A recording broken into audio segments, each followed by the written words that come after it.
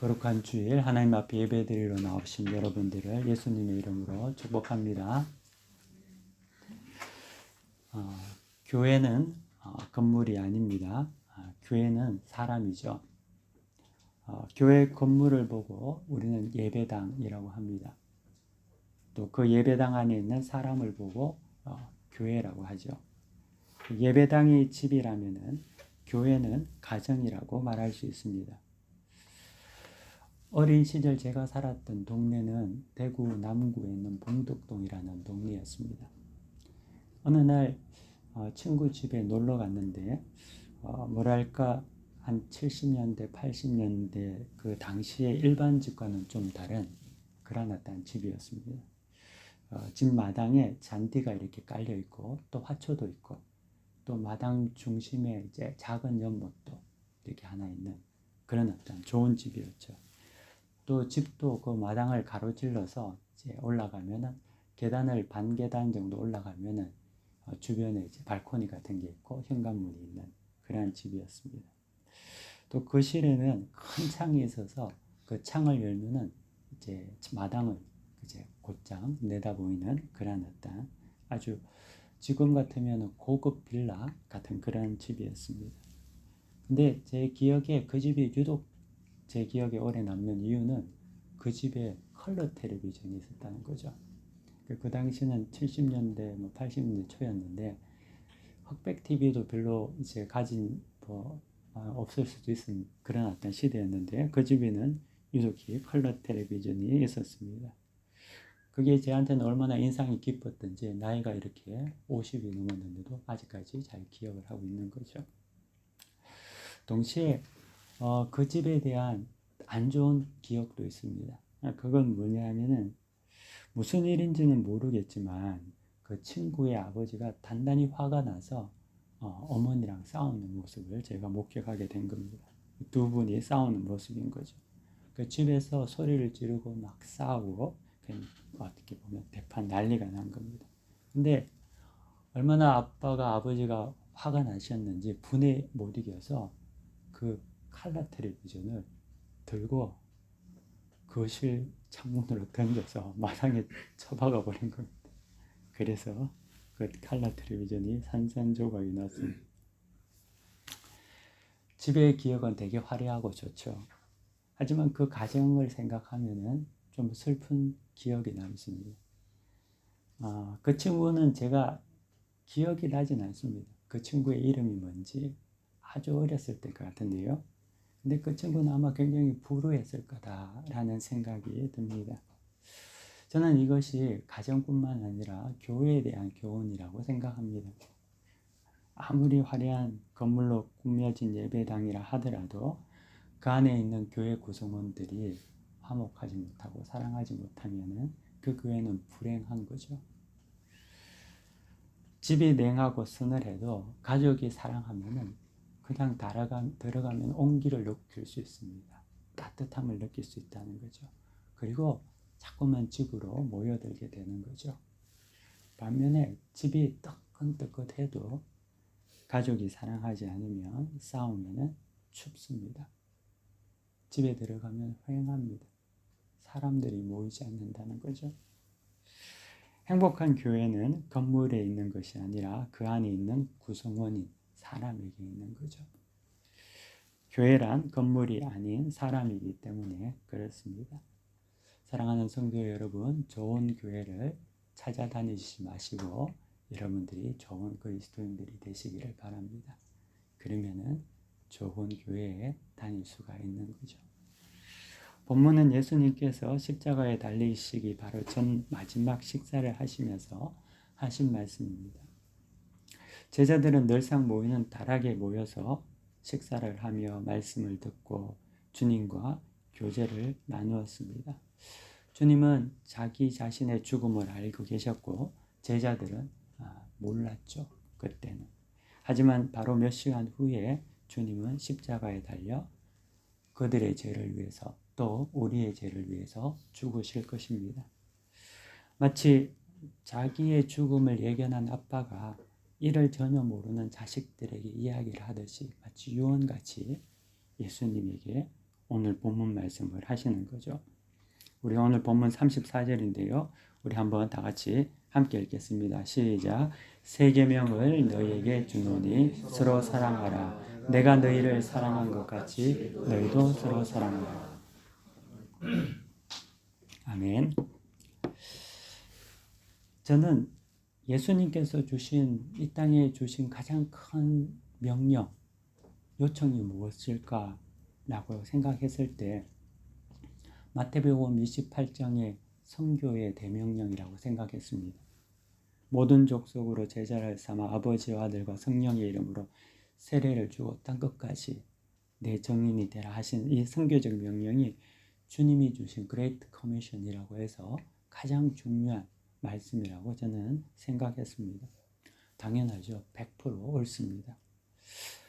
근데 얼마 전에 이곳에 저희들이 발칸 선교회라고 이제 선교사들의 모임이 있는데 이곳에서 발칸 선교회 모임을 가진 적이 있습니다. 근데 대전신학교의 그 선교학 교수인 김윤태 교수가 와서 강의를 하면서 이제 그런 어떤 제 생각에 돌을 하나 던졌습니다.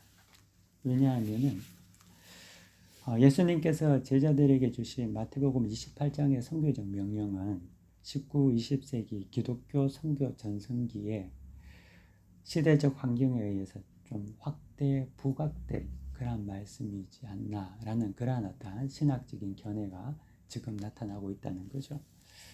대신 주님께서 주신 가장 큰 명령을 이 선교 명령이 아닌 십자가를 지시기 바로 전날 밤에 제자에게 주신 그 마지막 그러한 어떠한 시간의 말씀으로 찾으려는 시도가 있다는 것을 들었습니다. 그것은 다름 아닌 사랑이라는 거죠. 마태복음 28장의 선교적 대명령, 그리고 오늘 성경 본문 우리 13장에 있었던 서로 사랑하라 라는 이 명령, 어느 게 더 중요한 명령일까 생각해 본 거죠. 뭐가 더 중요한가? 그런데 이 둘의 경중을 따질 필요가 없다는 것을 이내 알게 됐습니다. 왜냐하면 이 명령 속에 교회의 본질이 다 들어가 있고 신앙의 본질이 있었다는 거죠. 선교는 사랑할 때만이 할 수 있다는 겁니다. 사랑이 없이는 선교는 불가능하다는 거죠.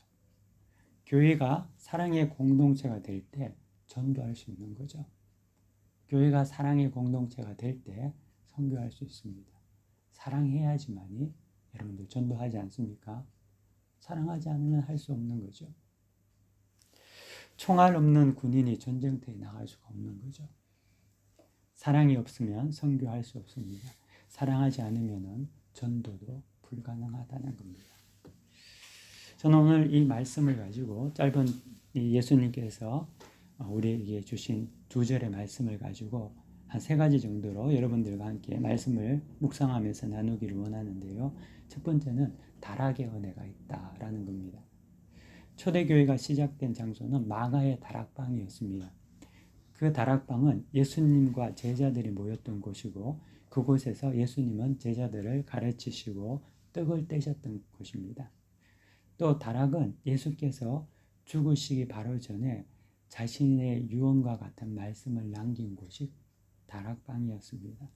부활하신 후에는 또 제자를 만나러 찾아오신 곳이 그 다락방이었다는 거죠.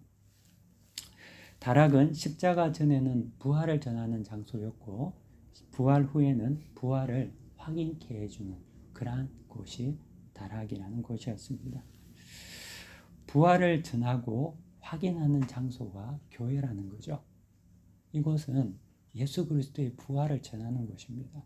여러분들이 예수를 믿음으로 말미암아 죽지만 살아난다는 것을 전하는 것이 교회라는 거죠.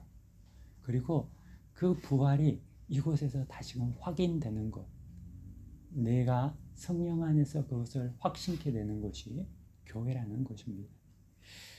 부활하신 후에 다락방에 있는 제자들에게 주님은 찾아오셔서 제자들을 만나셨습니다. 그리고 제자들에게 부활을 보여주시고 확신케 하셨다는 거죠. 그래서 여러분들이 교회에 나오시면은 부활을 믿는 것뿐만 아니라 부활을 확신해야 합니다. 죽어도 어떻게 될지 잘 모르겠는데 이러면은 안 된다는 거죠. 교회는 부활을 믿고 부활을 확인하는 장소라는 것이죠. 이 다락이 최초의 교회의 시작점이자 오순절 성령 강림 때 초대교회의 장소가 된 곳입니다.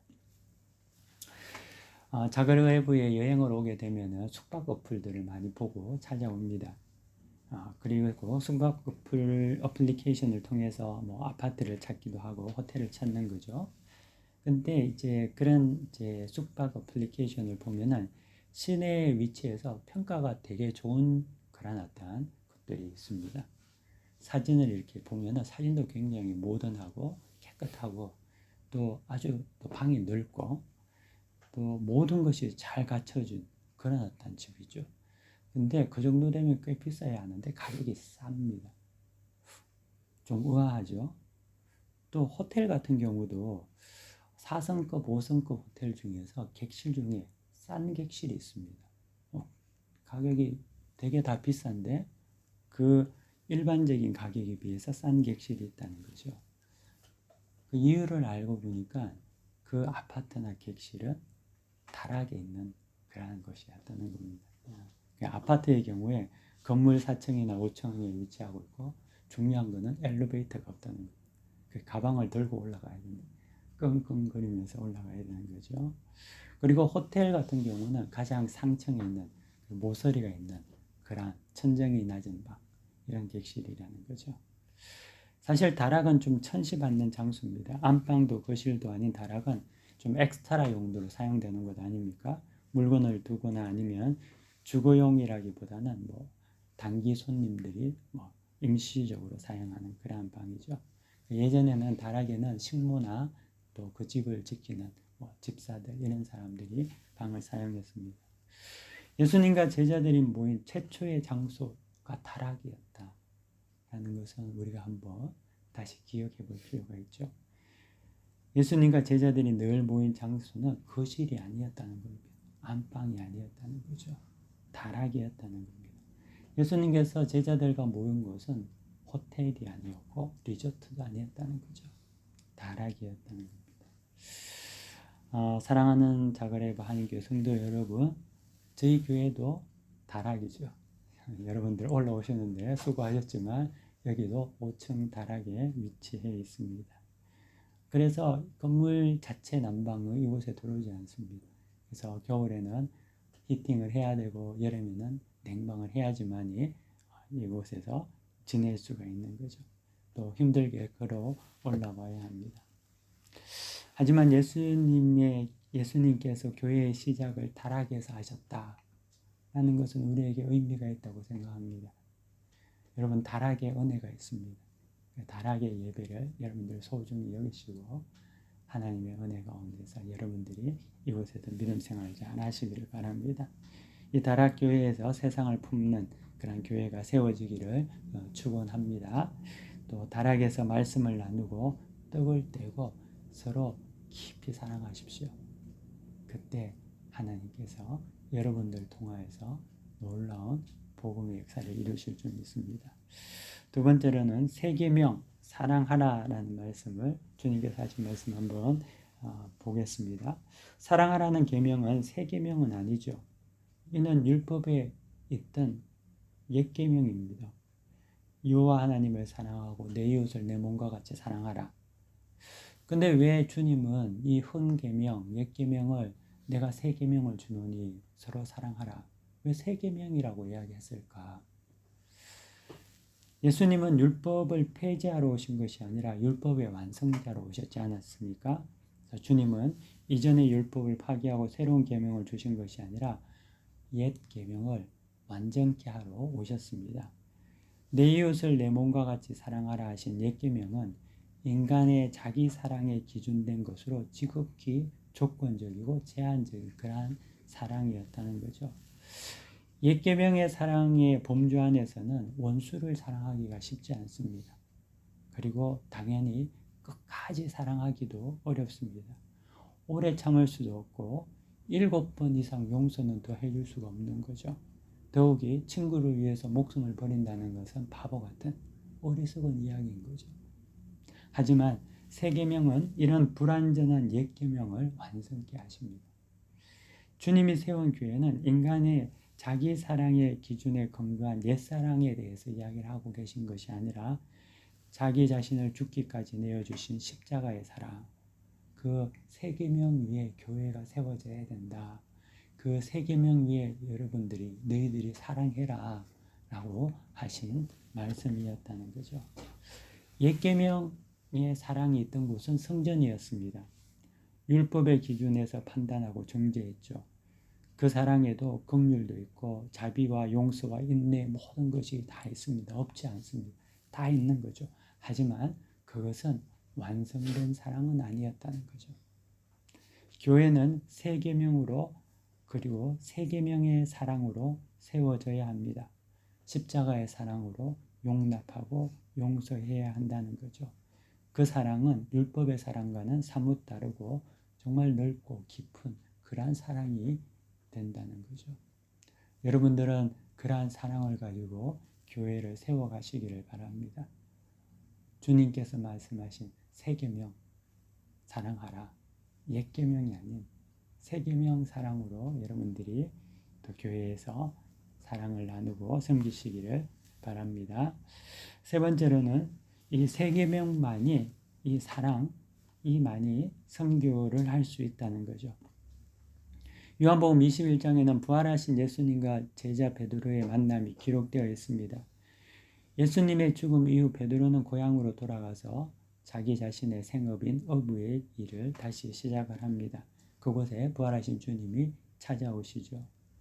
베드로는 예수님을 3번이나 부인했습니다. 그는 예수님에 대한 죄책감과 죄의식을 가지고 있었죠.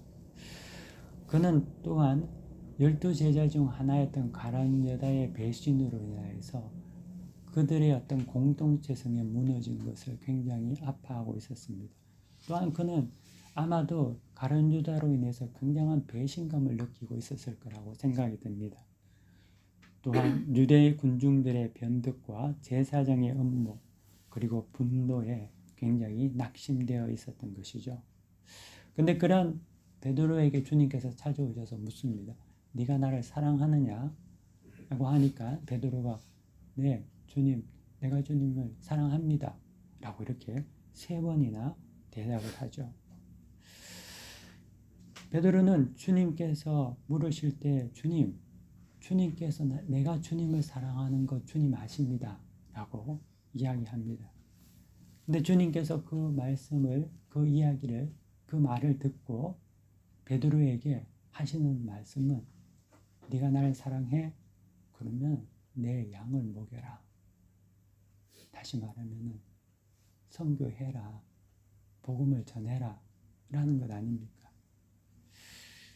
선교와 전도는 사실 이웃을 사랑하기 때문에 하지만 이웃을 사랑해서 할 수 있는 것은 아니라는 거죠. 우리 이웃은 여러분들에게 늘 잘하지 않습니다. 여러분을 사랑하지 않는다는 거죠. 여러분들의 전도 대상자들은 여러분들을 사랑하지도 않을 뿐만 아니라 어떨 때는 여러분들을 멸시하고 적대적이기도 한다는 거죠. 그런데 그들을 어떻게 사랑합니까? 그들은 우리를 미워하는데 사랑할 수가 없는 거죠. 그러면 어떻게 선교를 할 수 있습니까? 어떻게 복음을 전할 수 있습니까? 그런데 주님은 베드로에게 네가 나를 사랑하니까 내 양을 먹이라는 거죠. 우리는 우리의 이웃을 사랑하기 때문에 선교를 하는 것이 아니라는 거예요. 우리는 예수님을 사랑하기 때문에 복음을 전하는 겁니다. 네가 나를 사랑하느냐? 내 주님, 내가 주님을 사랑하는지 주께서 아십니다. 그러면 내 양을 먹여라. 라고 주님 말씀하신다는 거죠. 사랑하는 성도 여러분, 저는 우리 이 교회가 주님의 사랑 가운데 더 깊어지고 또 그 가운데 교회가 세워지고 또 그 사랑을 통하여서 이 땅에 선교하는, 이 땅에 복음을 전하는 그러한 어떤 교회가 되기를 축원합니다. 여러분들이 오늘 말씀 주님께서 우리에게 주신 말씀을 다시요 깊이 한번 기억하며 우리가 함께 결단하고 또 하나님 앞에 어떻게 살아가야 할지를 다짐하는 시간 되시기를 간절히 축원합니다. 이제 우리 다 함께 말씀을 생각하며 잠시 기도하는 시간 가지도록 하겠습니다. 함께 기도하겠습니다.